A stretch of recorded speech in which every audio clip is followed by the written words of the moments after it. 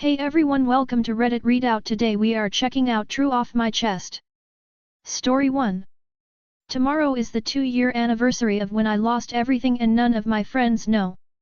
I, 14F, was involved in 2 incidents 2 years ago, which caused me to become disabled at 12 years old.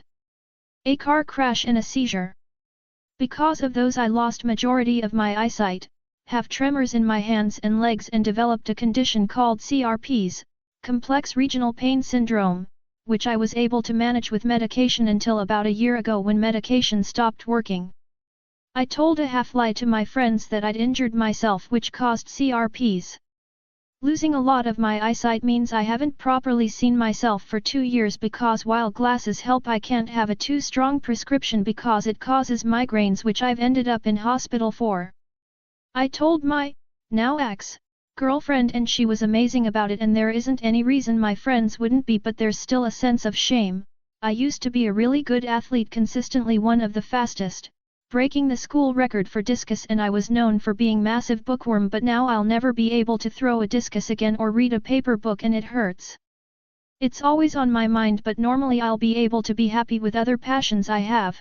But as it gets closer to the anniversary of the incidents, I can't help but wonder what I'd be like if I never got in the car that day, or if I didn't have the seizure and I can't go to my friends for support because they don't know, and my family does like talking about it, and while I have a therapist, the support from the people I love can help so much more. Story 2. I am no longer interested in one-way friendships. I used to hang out frequently with someone I considered a friend while they lived in my city.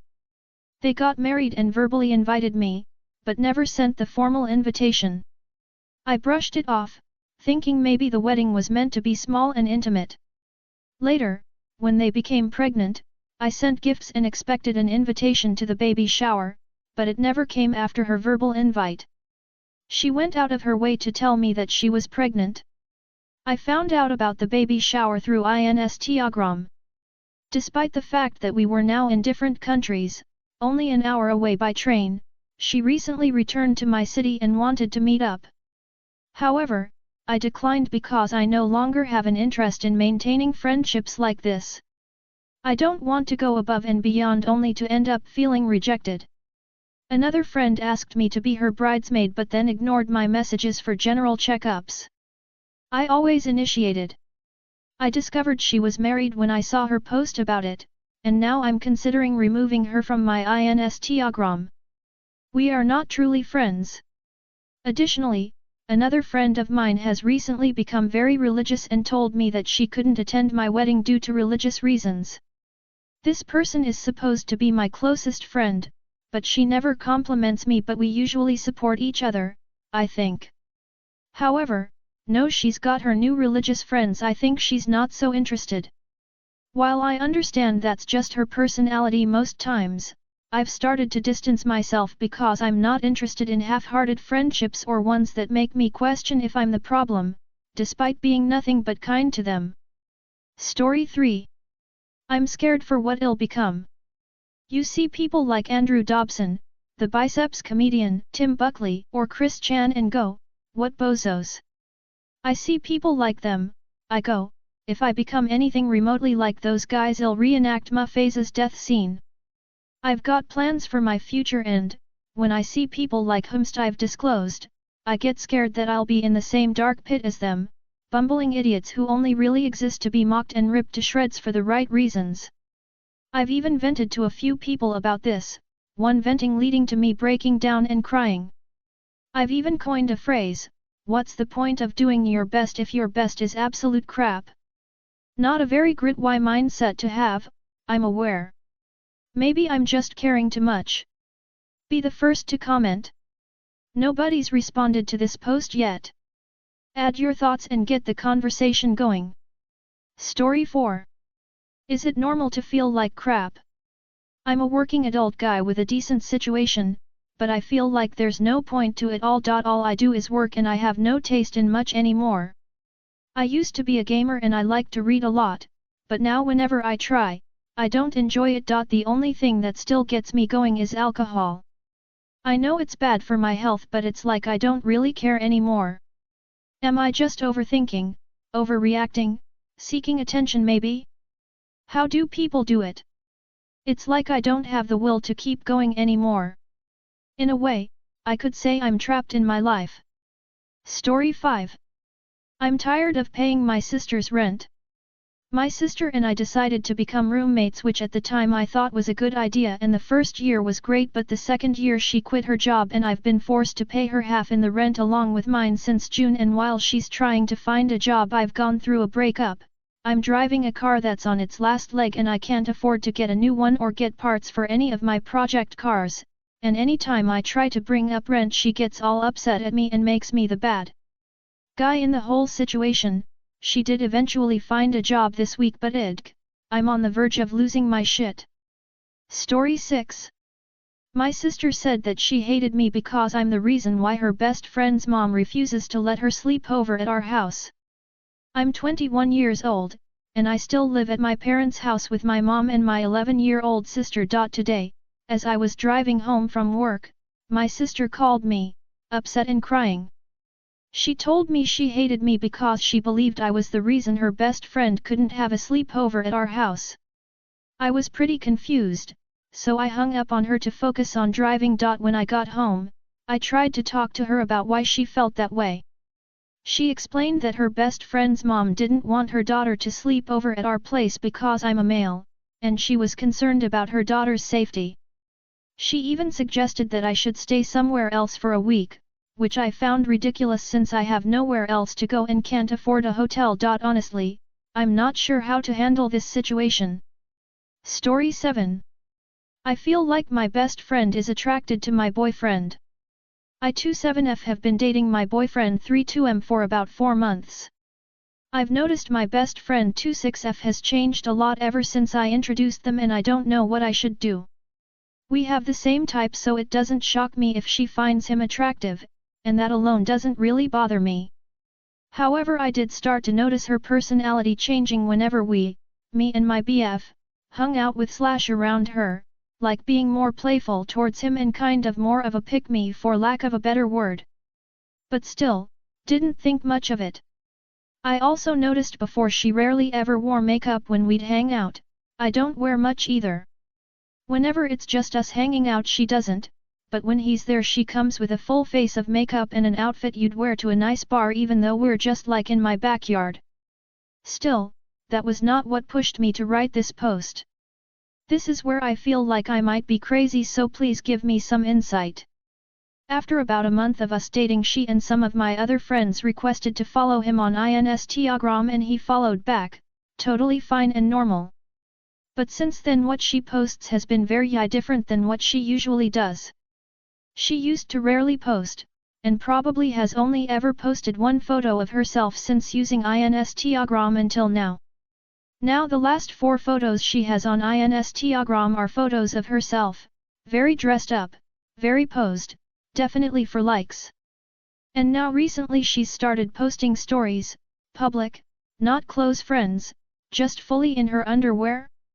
Like a selfie but no face, only panties and tight white see-through shirt, no bra, laying on a bed. Or a mirror selfie in only a lace bralette with a strap down. It's so bizarre and unlike her that it's freaking me out, and also I don't really feel comfortable with my BF seeing these stories knowing the way she acts toward him. Just to be clear, my boyfriend has never been flirty back towards her, liked those pics etc. And he has acknowledged he does find her borderline flirty behavior towards him uncomfortable. I have not brought up the Instagram photos or anything. So what do I do here? I don't really want to tell him to unfollow her.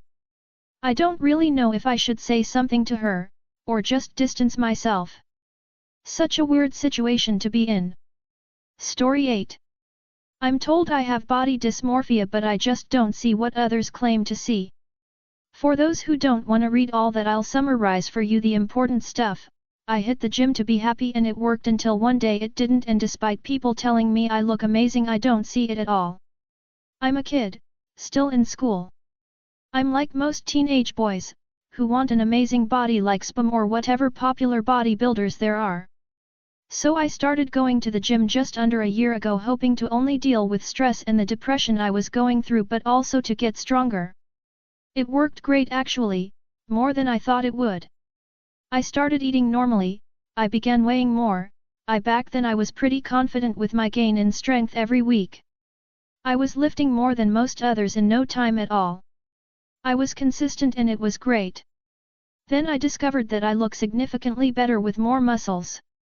I shifted my focus from strength to how I look, because I was already strong enough to be one of the best in my sports.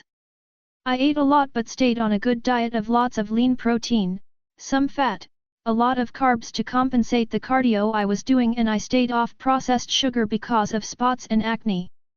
I found myself enjoying my body, but gradually I didn't like it as much. Many people tell me I look too good for my age, I'm too muscled, I look like I'm doped up, I have the body of a 20-year-old etc. Personally I don't really believe them. I feel fat, I feel small, and I don't feel strong either. I just wanna see myself how others tell me they see me. Occasionally I can sorta see what they mean with amazing lighting, but I don't feel like it at all usually. I have considered many times doping up when I'm older, but for now I'm against it because of the health problems. If you read that whole rant without getting bored of the sob story, cheers to you. Story 9. I did it.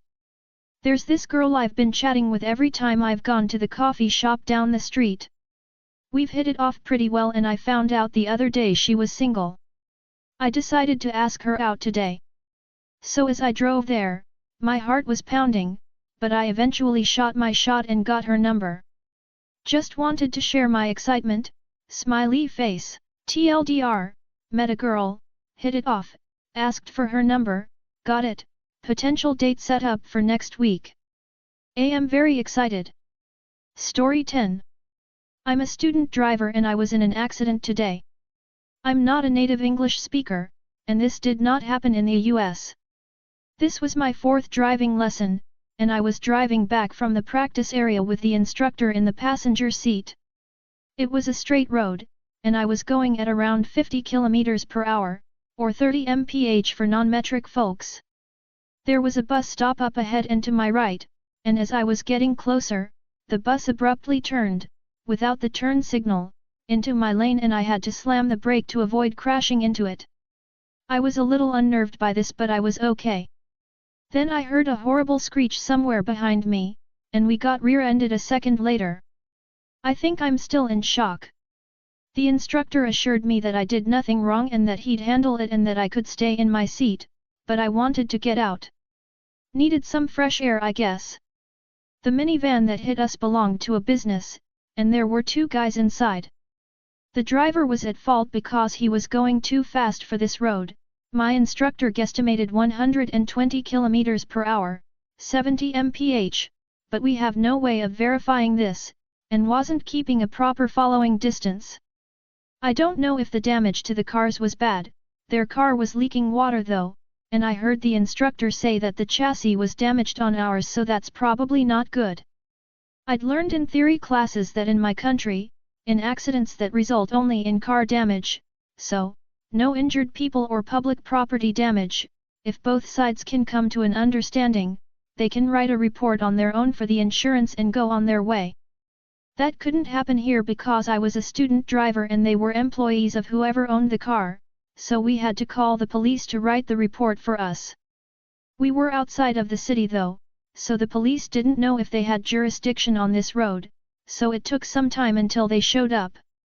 They also didn't know what to put on the report about our car's driver. It was me, but I don't have a driver's license, just a permit that allows me to drive supervised and to take the driving exam. The permit doesn't have a code to put into the file, and if they just put my ID number, the system flagged me as not having a license and they would have had to fine me. In the end, they put the instructor's information in there, which is how it's done in some other countries, I was later told by a friend. I guess in mine, nobody thought that a student driver might be in a crash. I'm not happy to prove them wrong. I feel really bad about it all even though it was not my fault. There were a couple of older ladies at the bus stop who saw it all and they were very nice to me, and so were the instructor, the officers, and even the guys in the minivan. At the time, I managed to keep calm, I even went to a nearby shop and got some water for everyone.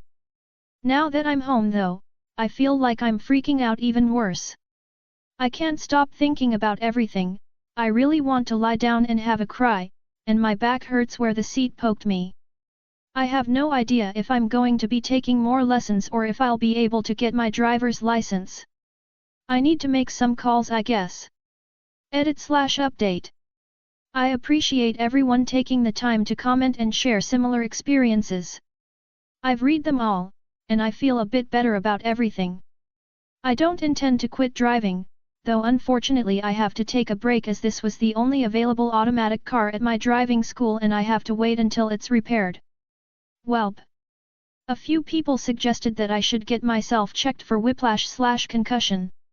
I'm not in a lot of pain so I was inclined to see if it gets worse, but you convinced/scared me. It's very late where I am, but I will be going to the ER first thing tomorrow. Thanks. That's all for today. Please don't forget to like and subscribe.